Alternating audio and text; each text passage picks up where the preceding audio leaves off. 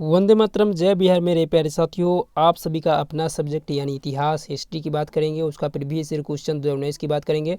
जो final year exam हुआ है, एनुअल एग्जाम हुआ है, जैसे कि आप मान के चलिए 2023 में देने वाला है, 24 में, 25 में, जब भी देने वाले हैं, जब भी आप वीडियो देखते हैं तो उसके लिए आपको ये हेल्पफुल होने वाला है। तो 2009 से 2022 तक के लिए, या जब तक उस आप एग्ज़ाम देना चाहते हैं, जो 23 में एग्जाम देते 2022 तक का रहेगा, 24 में 2023 तक का रहेगा, तो जितने भी हैं आंसर उसका आपको देखने को मिलेगा और 100% होने की पूर्णतः आसार है।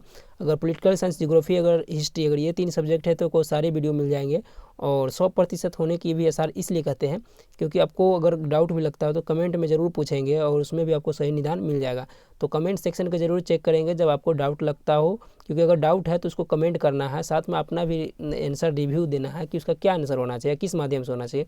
तो आप एनसीईआरटी बुक को फॉलो कीजिए, ऑथेंटिक सोर्स को फॉलो कीजिए, जो आपसे शिक्षक है, जो सीनियर है, जो काफ़ी अनुभवी है, जो कई बार एग्जाम की कॉपी चेक कर चुके हैं, उसका क्या आंसर है, तो उनसे भी आप राय ले सकते हैं। तो ये आपका बैक पेपर होइए, चाहे प्रीवियस ईयर क्वेश्चन कहिए, चाहे क्वेश्चन बैंक कहिए, तो आप जाइए, ये हमारे चैनल है, इस पर जाकर आप देख सकते हैं, भविष्य टीचिंग अकेडमी। और इसके अलावा जितने भी आंसर है 100% सही करने की पूर्णतः कोशिश अपने से। फिर भी आपको डाउट लगता हो तो अपना राय व्यू सब कुछ दीजिएगा। और हम यही चाहते हैं कि जो कोई भी मेहनत करे तो हमारा एक ही टारगेट है कि उस प्रश्नों का सही निदान करना है। कन्फ्यूज करना, डिस्टर्ब करना, किसी तरीके से इस तरह के दिग्भ्रमित करना हमारा टारगेट नहीं है। तो आपको भी इसमें सपोर्ट करना है कि आपके क्या सही आंसर है। महाभारत की रचना किस भाषा में हुई? तो संस्कृत भाषा ने, आप सभी को पता होना चाहिए। गुप्त काल में कौन चीनी यात्री आए थे? तो गुप्त काल में फाहियान जी आए थे। पाकिस्तान का प्रथम प्रधानमंत्री कौन थे? तो लियाकत अली। तो राइट आंसर आपको बी हो जाएगा, ये 100% है। वैसे ये देखिए, ये सब जितने प्रश्न हैं आपको फैक्चुअल क्वेश्चन है, मतलब कि तथ्यपूर्ण है, जो सही है सो सही है। और कुछ ऐसे प्रश्न हैं जिसको सर्च आसानी से नहीं किया जा सकता है लेकिन फिर भी डाउटफुल रहता है। तो इनका के लेखक कौन है? तो मेगास्थनीज। तलवंडी किसका जन्म हुआ था? तो गुरु नानक जी का। मुस्लिम लीग की स्थापना 1906 में। दिल्ली चलो का नारा किसने दिया? तो सुभाष चंद्र जी बोस ने। निम्न में से महिला संत है? मीरा, अंडाल, कराइकल, इनमें से सभी है।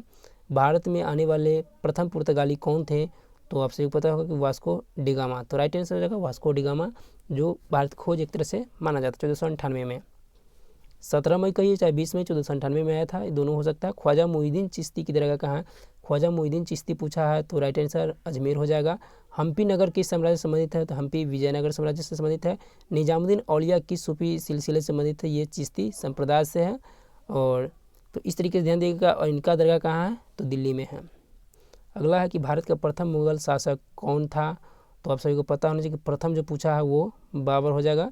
बाबरे ने स्थापित किया था। प्रथम पानीपत की युद्ध 1526 में किया था, तो स्थापित किया था।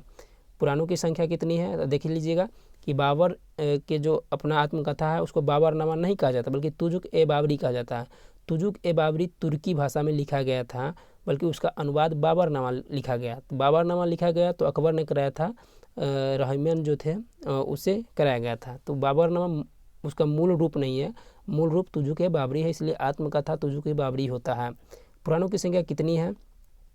18 है। तो देख सकते हैं कि 13 का प्रश्न आप देख चुके हैं कि 13 का प्रश्न क्या होगा, और 14 का भी देख चुके हैं। औरंगजेब ने अपने जीवन का अंतिम, तो इस कॉमन प्रश्न है दक्षिण भारत में। गेटवे ऑफ इंडिया किस शैली का उदाहरण है? तो ये इंडो सर्वसैनिक है, माने राइट आंसर आपको सी देखने को मिल जाएगा। 16 का सी राइट आंसर है। महलवारी बंदोबस्त किसके द्वारा लागू किया गया था? तो 17 का आप देखिएगा इसका है मार्टिन बर्ड। मार्टिन बर्ड इसका राइट आंसर है। इसके जगह एक और नाम आते हैं वो भी है, आपको दोनों ऑप्शन एक साथ नहीं मिलेगा। फतेहपुर सीकरी को किसने राजधानी बनाई? तो अकबर ने बनाए थे। 7 द्वीपों का नगर आपको बम्बई कहा जाता है। लोथल किस नदी किनारे स्थित है? तो लोथल आपको भोगवा नदी के स्थित है कि नहीं? तो 20 का राइट आंसर भोगवा नदी है, कन्फ्यूज मत होना है। द ग्रेट रिवोल्ट नामक पुस्तक के लेखक कौन है? तो किस प्रश्न का? अशोक मेहता इसका राइट आंसर है। अकबर ने दीन इलाही कब प्रारंभ किया था? देखिए 1582 में किया था, 22 का, और इसमें ऑप्शन नहीं है तो उसके करीब जा सकते हैं 1581। तो राइट आंसर इसका 1582 हो जाएगा। इस तरीके से आपको ध्यान रखना है। तो राइट आंसर आपको 82 हो जाएगा। कुछ ऐसे प्रश्न अब टाइपिंग मिसप्रिंट हो सकता है कि जो क्वेश्चन बैंक तैयार किए उससे टाइप मिसप्रिंट हो या ऑफिशियल ही हो। तो राइट आंसर आपको 1561 ही में, वो सॉरी 82 में है, मगर 81 लेकर यहाँ चलेंगे। संथाल विद्रोह किस वर्ष हुआ? तो देखिए आप इसमें भी देखिए कि संथाल विद्रोह आपसे पूछ लिया, ये 1855 में हुआ था, लेकिन ऑप्शन ही नहीं है। अब क्या करेंगे ऐसे को? तो आपको ये लेके चलना है, बल्कि ये क्या था 1855 में राइट आंसर है।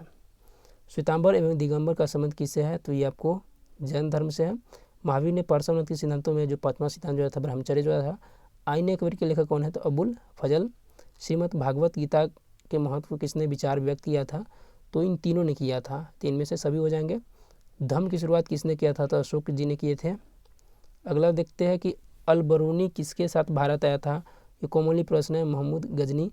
महात्मा गांधी का जो जन्म हुआ था 2 अक्टूबर 1869 को हुआ था, और जहाँ तक 30 जनवरी 1948 को इनका निधन हो गया।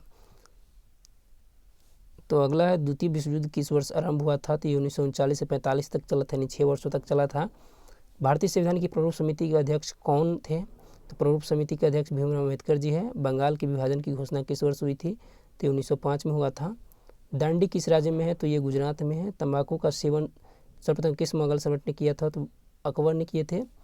1800 के विद्रोह का तत्कालीन कारण क्या था, तो ये था चर्बी वाले कारतूस। एनफील्ड नाम के जहाँ तक ये आप राइफल भी देखने को मिला था। तो 37 का देखिए कि हड़प्पा सभ्यता में विशाल स्नानक का अवशेष जो मिला था मोहनजोदड़ो से मिला था। पुर्तगालियों ने गोवा पर कब अधिकार किया, तो देखिए इसमें ऑप्शन आपको देखने को नहीं मिला है, ये था 1510। ध्यान दीजिएगा कि 1510 इसका राइट आंसर हो जाएगा। अगला देखते हैं फोर्ट विलियम किस शहर में स्थित है। अब फोर्ट विलियम पूछ लिया तो ये कोलकाता में हो जाएगा, यानी 39 का आपका राइट आंसर डी हो जाएगा। असहयोग आंदोलन किस वर्ष हुआ था, तो असहयोग आंदोलन आपको 1920 में हुआ था, यानी 40 का डी राइट आंसर है। इब्न बतूता ने अपनी यात्रा का विवरण जो लिखा था रेहला, वो आपको लिखा था अरबी भाषा में। सिंधु घाटी के निवासियों को किस धातु का ज्ञान नहीं था, तो लोहा का नहीं था। कॉर्नवालिस कोड जो बना था 1793 में बना था। पाकिस्तान सब किसने दिया था, तो ये चौधरी रहमत अली जी ने दिए थे, यानी 44 का सी। देखिए शब्द में तो कह नहीं सकते हैं, बल्कि किसी कारनामा से होता प्रभाव। पाकिस्तान हम सुन के ही बुरा लगता है किसी को, तो इसलिए क्योंकि कारनामा बुरा है, इसलिए रूप से सुंदर से नहीं होता, बल्कि कर्म सबसे बड़ा पहचान दिलाता है किसी भी इंसान को या किसी भी चीज़ को। 44 का राइट आंसर सी है। हड़प्पा सभ्यता किस युग की सभ्यता है, तो हड़प्पा सभ्यता आपको जानते हुए कौन से युग का।